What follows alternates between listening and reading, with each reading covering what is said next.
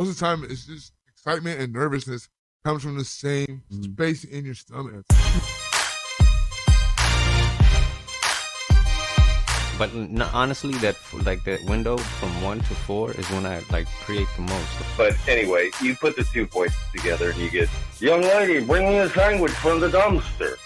I wanted to use my voice. I want to talk. Yeah. That's it. I want to. Cheers. Thank you. Cheers. Thank you so much. All right, welcome to Alameda Comedy Club. Yeah, thank you. So this is Badgers and Jam. I realize you're not supposed to toast and then not take a drink. This is Badgers and Jam, everybody. We are here with Patrick Ford, owner of Alameda Comedy Club, and we are going to get into all kinds of topics. I hired Eddie Brill. He was an old friend. He used to be the comedy coordinator for the David Letterman show, ran his own club for a while, performed all over the world.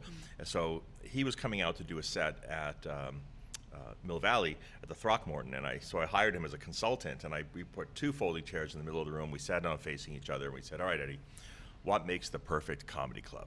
And we just started listing, okay, a long room. A lot of people think the stage goes there, but it doesn't. It goes in the middle of the long room. That way, nobody's ever very far from the stage, and you don't get back chatter going on in the back tables. That makes such a huge difference. Right, and there's not a bad seat in the house. We have no pillars in the room, so no matter where you seat, where you're sitting, you have a great view of the stage.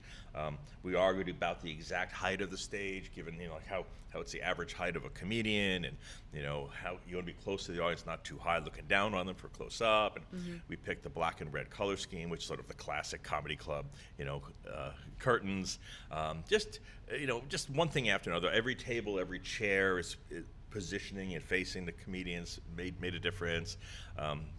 All the visual distractions. We have a great collection of classic vinyl, comedy vinyl that goes in the back wall, so that people aren't reading the wall while they're trying to pay attention to the comic, because everything should be focused on one person. We have the gold star. I know, right I here on the love that. stage. That's one of my favorite. Yeah, I had a foundry pieces in Los Angeles forged 2 of those for us. We have one on the outdoor stage, one indoor stage. So, and every chair in the room points exactly to that star. My wife Lori runs the restaurant. I run the club, and she comes from high-end dining. She was the general manager at Boulevard and Farallon in San Francisco and a bunch of other great restaurants. And so she always said, if we're going to do a club, we're going to do it right. I actually took courses in artificial intelligence while I was at Stanford. That was 40 years ago. Wow. Yeah, I got an A. I got an A in artificial intelligence 40 years ago.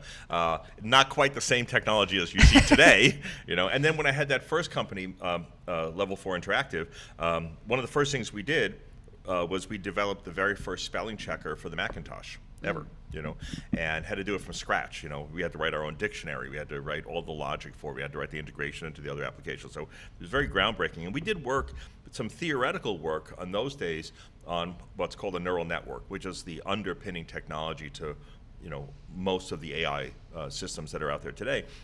And of course, in the 80s, there wasn't nearly the memory or compute power, to do anything of significance, and that's, computers, you're following Moore's law, they get, faster and faster and faster, every iteration.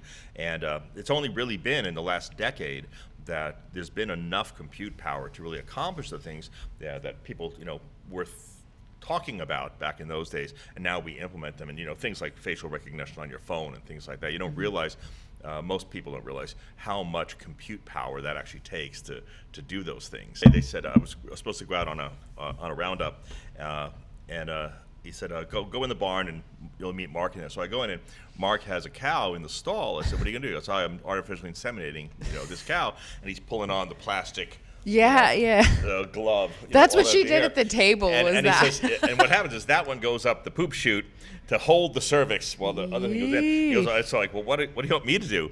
And he goes, so you go in the front end. Your job is to kiss her behind the ears and get her all hot. Oh my God. And it's like, I don't know, I'm not a good enough rider to do a roundup. She said, well, you and 2 other cowboys are going to bring in 40 head. And I'm like, I'm a cowboy? Yeah, now you're in on it. Now I'm in on it. It's like pulled on my Tony Lama boots, got my Stetson on. Yeah. I've got some exciting news for you. Join me on Patreon to become part of the new Badgers and Jam community, aka Jam Recipes. As a member, you'll gain exclusive access to behind-the-scenes content with complete video of every episode, as we delve deeper into the creative process.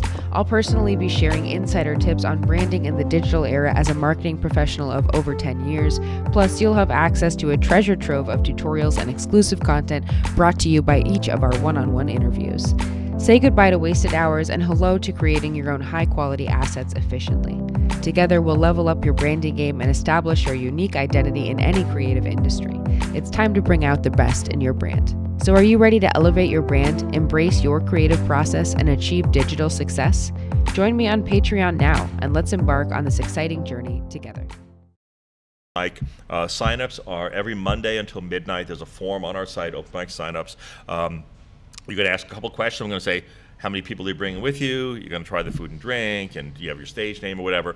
We give preference to people who are bringing guests because guess what? This turns out this is a business, right? So we sell drinks here and food, and we have great food and drinks. And we did it for two reasons. One is because it's a business and we have to fill the room. But two, we don't want this open mic to be like your standard open mic where there's 12 comics performing for other 12 comics, right, and nobody laughs at your jokes. We'll give you a real audience, right? And we've picked 18 comics.